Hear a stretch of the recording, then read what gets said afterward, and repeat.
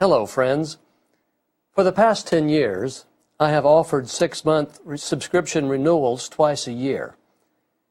And I hate to say this, but there will not be a subscription renewal for the next 6 months, because I'm terminating the production of this monthly broadcast for a while. During the past 6 years, I have completed presentations on the books of Ezekiel and Daniel, and this current study on Revelation will conclude next month. So next month's broadcast will bring my monthly video production to an end for a while. I have to do this in order to devote a large chunk of time to my unfinished commentary on Revelation. As you know, my commentary on the 7 seals and the 144,000 has been published in book form. It's the little white-covered book that you've seen for a couple of years.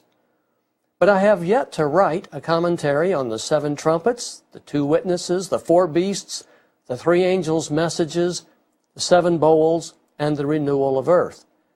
And I hope to complete this work during 2008. While I'm working on the commentary, I hope you will systematically review our studies on Ezekiel, Daniel, and Revelation. There's more than 60 90-minute DVDs in these 3 video series. So this would give you more than 1 DVD per week for the whole year. And since we're all getting a little older, it wouldn't hurt to spend a year reviewing everything we already know. I want you to understand that our efforts to promote Revelation's story have not diminished. In fact, this month marks the beginning of our 20th anniversary, and interest in Revelation's story continues to grow. Our website is bombarded every day by hundreds of people searching for information. We continue to send out hundreds of free books each week. In fact, we recently printed another 65,000 warning books to meet the demand. We also continue to receive hundreds of calls, letters, and emails each week, so we are working at full speed.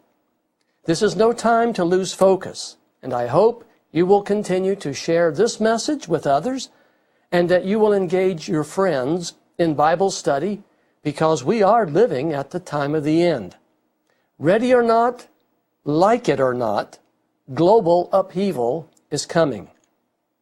If you remember the substance of my September 2006 wake-up report on World War III, you will recall that I anticipate a nuclear exchange, which, I believe, will usher in God's wrath and the casting down of the censer.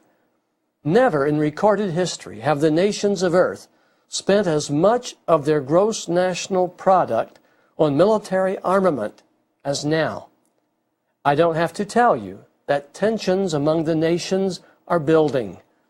And by the way, if you have access to the internet, I hope you will subscribe to Shelley's News Watch. This is a free broadcast which Shelley produces each week. She highlights items in the news that are prophetically interesting and informative. Of course, the Wake Up Report will continue to be published and mailed to you each month, so, like it or not, you will be hearing from me. And most of all, when the time comes to resume video production, I will certainly let you know. I hope that you have been as blessed with these video seminars on Ezekiel, Daniel, and Revelation as I have. As far as I am concerned, there is nothing on earth comparable to God's Word. Thank you for subscribing to my seminars and to these broadcasts for the past few years, and for supporting Wake Up America seminars. I'm sure that when Jesus comes, there's going to be a wonderful harvest of souls, all because you helped to make it possible. May God bless you, is my prayer.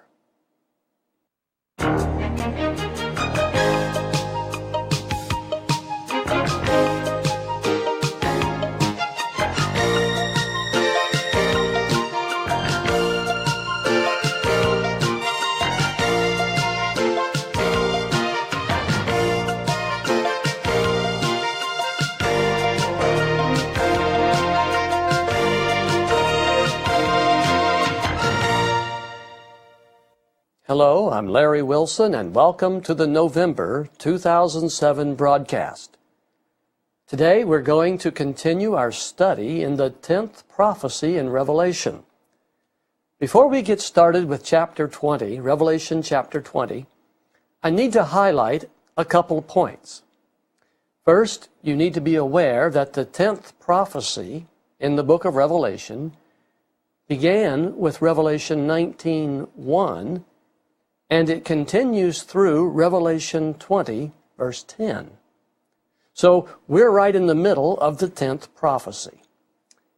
And second, I want you to understand that Revelation, in order to understand and appreciate Revelation 20, verse 1, we have to understand the context of 20, verse 1. So think about it this way. Revelation 19 has 21 verses. Actually, Revelation 19 should have 31 verses. Translators just started a new chapter with verse 21 because they didn't know anything about the rules of interpretation centuries ago. So let's start with Revelation 19:19 to make sure that we properly understand the setting for Revelation 20, verse 1. Let's go to the computer screen. Revelation 19:19.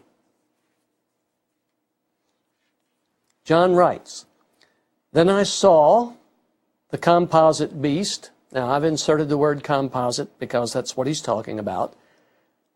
"I saw the composite beast and the 10 kings of the earth and their armies gathered together to make war against the rider on the horse and his army."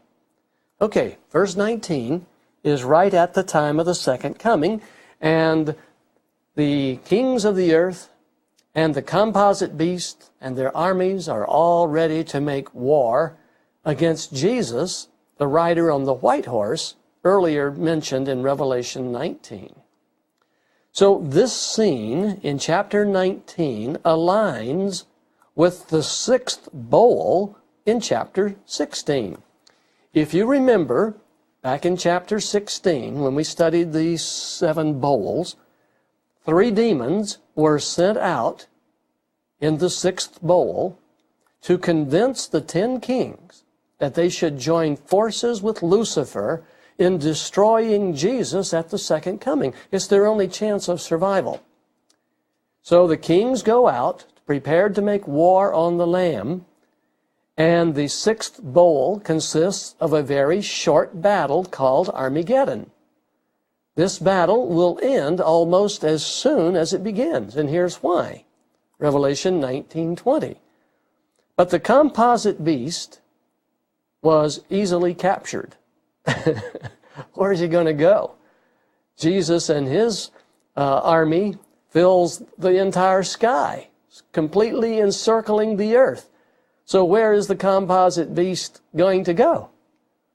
So the beast was captured, and with him the false prophet, that is Lucifer, the lamb-like beast, who had performed the miraculous signs on behalf of the composite beast. We remember that when we studied Revelation 13. And with these signs, Lucifer had deluded those who had received the mark of the beast and worshipped his image. His image is the prostitute, the one world government, one world church state. The 2 of them, that is Lucifer and the composite beast, Lucifer being the lamb-like beast, the false prophet, the 2 of them were thrown alive into the fiery lake of burning sulfur, and I'm adding here, which will burn intensely during the 1,000 years. Now, I want to say a few words about this lake of fire because it confuses a lot of people. So listen carefully. Lucifer, his angels, and all of his employees, that is, those who are working for his one world church state, will be thrown alive into a fiery lake of burning sulfur at the second coming. Jesus uses fire to destroy the great prostitute because she is the last fallen government on earth. Now listen carefully to what I'm about to say, because this part of the story really confuses a lot of people. Here it is. When Jesus arrives at the second coming, you know that's the Battle of Armageddon, he will throw the devil and his angels and all of his worldwide government into a huge lake of burning sulfur that suddenly ignites. This fire will break out from the Lord, and I believe it will engulf the oceans of earth. The oceans. That's right. The oceans will be on fire. I know that sounds like a contradiction in terms, but just please follow along for a minute.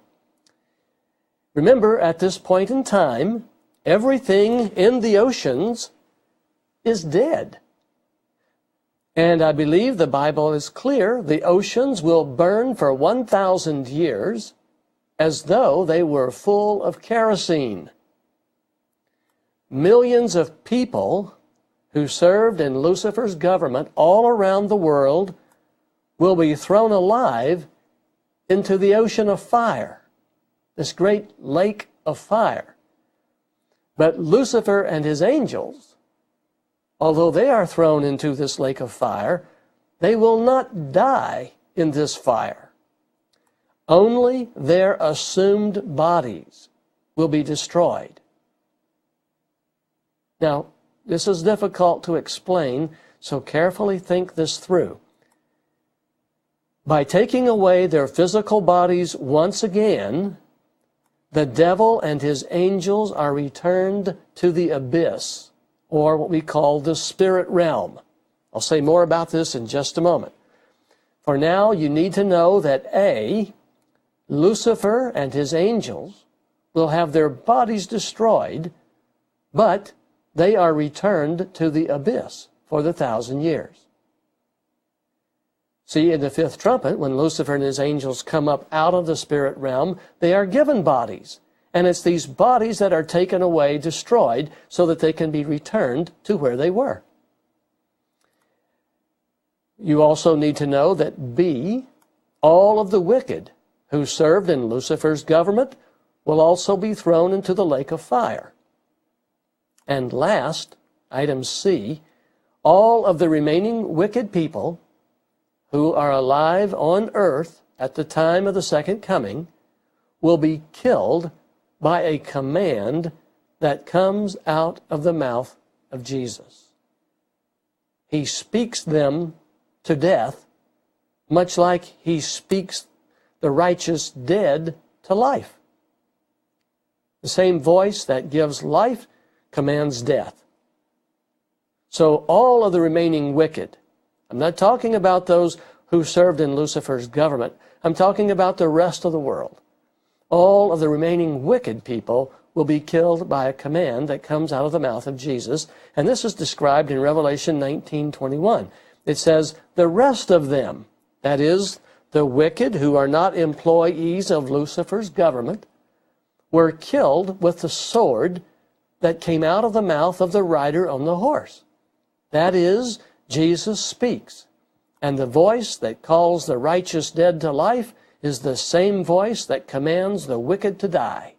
And his command to destroy the wicked is called or described as a sword that comes out of his mouth. And Revelation 19 verse 21 ends by saying, and all the birds gorge themselves on their flesh.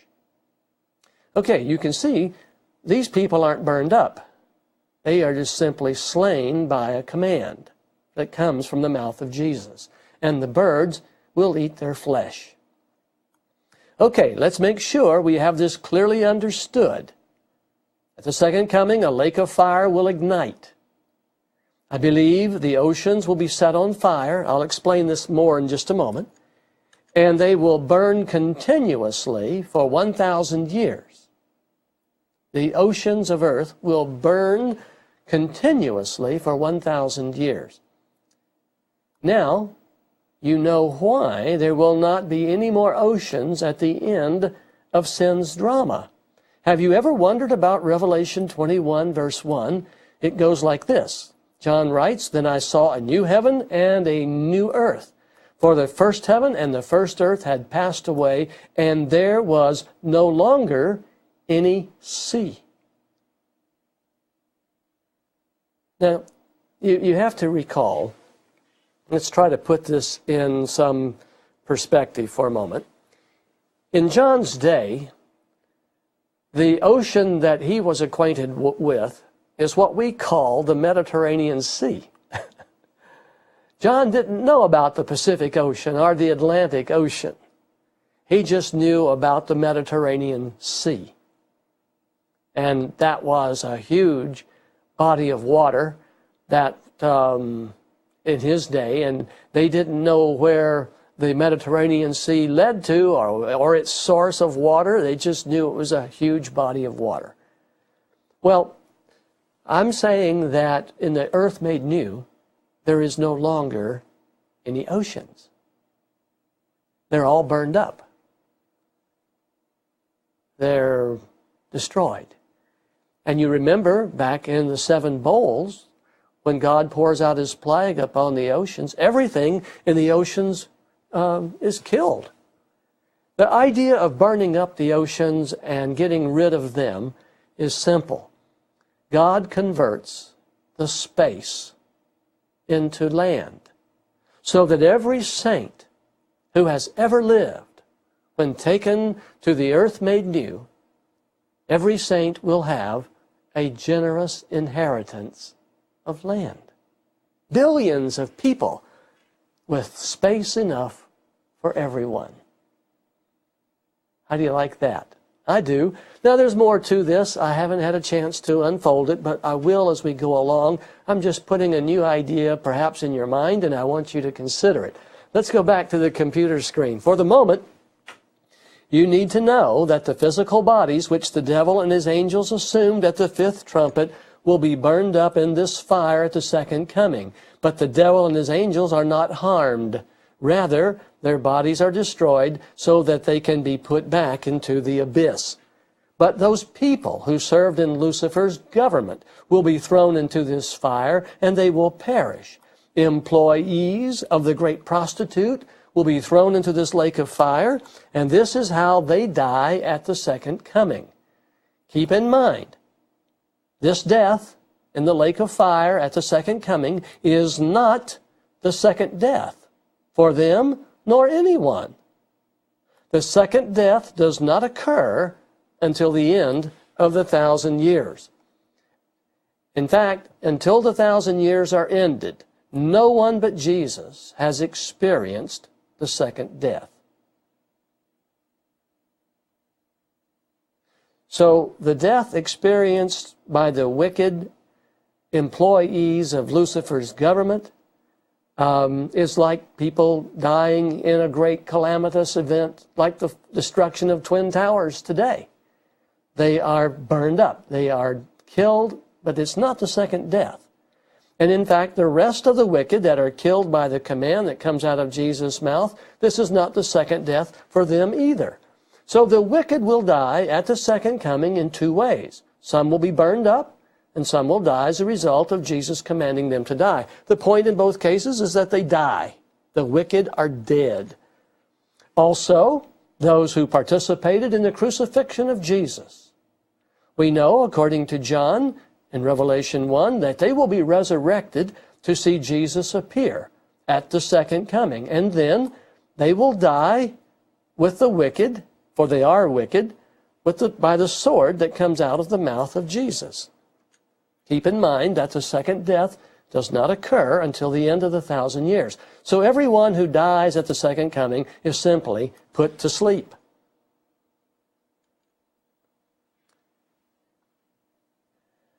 This is kind of interesting. Jesus leaves the vultures a great feast as the saints depart this totally ruined planet for their heavenly home, which Jesus has prepared for them.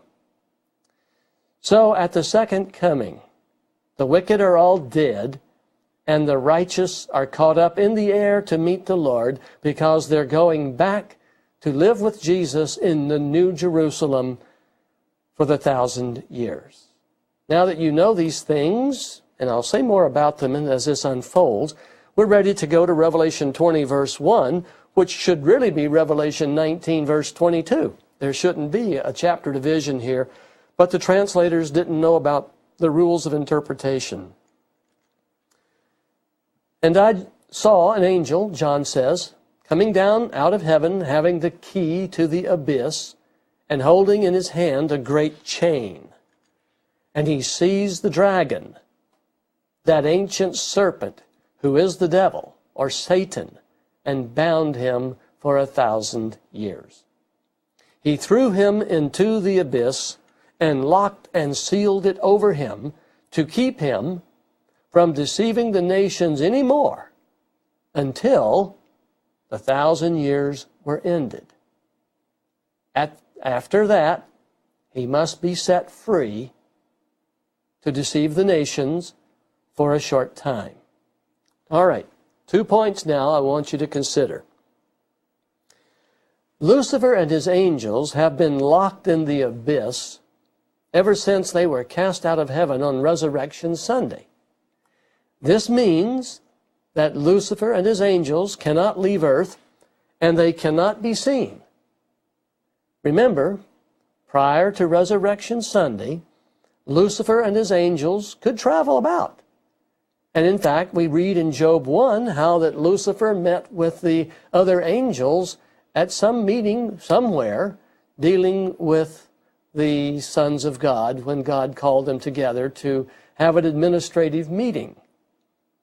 But when Lucifer was cast out of heaven on Resurrection Sunday, he was locked into the abyss. He can no longer travel around to the other worlds. He cannot go to heaven and represent and plead his case. And in fact, the fact that he was cast out of heaven on Resurrection Sunday proves that he could go there, and his angels with him. Look what the King James Version says, Revelation 12:9. And the great dragon was cast out of heaven, that old serpent called the devil and Satan, which deceiveth the whole world. He was cast out into the earth, and his angels were cast out of heaven with him. This, you see, they could go to heaven and present their case, as in Job 1 we read. But on Resurrection Sunday, that all came to an end. He was cast into the earth, and his angels with him, and he was locked into the abyss. Even though the devil has been locked in the abyss for the past 2,000 years, he's been able to trouble and deceive the nations of earth at will. This fact is declared in Revelation 12:12. This is just 3 verses later. Remember the voice that cries from heaven, but woe to the earth and sea, because the devil has gone down to you. He is filled with fury, because he knows that his time is short. 1 Peter 5:8 tells us, be self-controlled and alert. Your enemy, the devil, prowls around like a roaring lion, seeking or looking for someone to devour. The point here is that even though Lucifer has been confined to earth and made invisible, his demonic efforts to overcome mankind have not been restricted. However, the Bible tells us that at the 5th trumpet, the devil will be released from the invisible realm, and he will receive a body and physically appear before the people of earth. Look at Revelation 9:1. The 5th angel sounded his trumpet, and I saw a star that had fallen from the sky to the earth. The star was given the key to the shaft of the abyss. And jumping down to verse 11, we know that they, the demons that are locked in the abyss with Lucifer, they had as king over them the angel of the abyss, whose name in Hebrew is Abaddon and in Greek Apollyon. In other words, for the Jew in the Hebrew language and for the Gentile in the Greek language. It doesn't matter which you are, Jew or Gentile, because the name means one thing. Abaddon and Apollyon mean destroyer. And God releases the devil to destroy the world and to bring it to a close in the fifth trumpet. All right, I want to show you a little chart I've drawn here.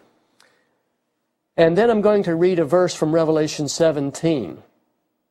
Up here in the left-hand corner, notice that the great red dragon is visible to John, and John saw him cast out of heaven on Resurrection Sunday. And so this little X represents Resurrection Sunday in AD 30. That would be April 11, AD 30, Sunday, April 11, cast out of heaven. And so when he was then visible, he's cast into the abyss, and now for the next 2,000 years, he is not visible. He's in the abyss during this 2,000 years. At the fifth trumpet, though, the devil is given the key to the abyss, and out he comes, and he is visible from the fifth trumpet down to the time of the second coming. At the second coming, this is when the angel comes down. You know, God, Jesus, throws the bodies, the beast and the false prophet, into the fiery lake, and the angel comes down and locks him in the abyss so that he is not visible for the 1,000 years that are coming. And he can't go anywhere. He's back to where he was. The destroyer is visible for a short period of time. 445 days, as I understand it. Okay? So here he was visible, now he is not visible. Then he comes up and he is visible, and now after his body and the bodies of his angels are thrown back into the lake of fire, he's no longer visible. Okay? Now you understand Revelation 17:8. Notice what the scripture says. Talking about the lamb-like beast, which is cast out of heaven, the great red dragon, he says, the beast which you saw, talking to John, you saw him, once was visible, now is not visible. I'm inserting the word visible. And will come up out of the abyss and be visible and go to his destruction. There's only one beast that comes up out of the abyss. And that's in Revelation 13. The lamb-like beast comes up out of the earth. Now watch. The inhabitants of the earth, whose names have not been written in the book of life from the creation of the world, will be astonished when they what? When they behold, when they see the beast. Because he once was visible, now is not visible, and yet will come up out of the abyss and be fully visible. That's why they will be astonished, is because the world is going to see the devil. I'm hoping you understand what I'm trying to say. So, Revelation 20 verse 3 says, he, the angel, threw him, that is Lucifer, into the abyss and locked and sealed it over him to keep him from deceiving the nations. The word nations here is the Greek word ethnos, which means people or peoples. So he's put into the abyss to keep him from deceiving the nations, the ethnos, anymore until the 1,000 years were ended. Now this sentence misleads a lot of good people. Many Christians read this verse and they think it affirms that Jesus and the saints will be on earth during the 1,000 years because this sentence says that Satan cannot torment the nations who, they say, must be present on earth until the 1,000 years are ended. But let's take a closer look. In John 14:2, Jesus said, in my Father's house are many rooms. If it were not so, I would have told you. I am going there to prepare a place for you. In my Father's house, I'm going there. And if I go there and prepare a place for you, I will come back here. This is like Sesame Street. Here, there. If I go there and prepare a place for you, I will come back here and take you there to be with me, that you also may be where I am going. That's what Jesus is saying. Paul wrote in 1 Thessalonians 4:16, "For the Lord himself will come down from heaven, and with a loud command, and with the voice of the archangel, and with the trumpet call of God, and the dead in Christ will rise first. After that, after the resurrection of the dead, we who are still alive and are left will be caught up together with them in the clouds to meet the Lord in the air, and so we will be with the Lord forever." We're going to be with the Lord. The Lord's not going to be with us. We're going to be with him. So why do the dead and living saints meet the Lord in the air? Simple.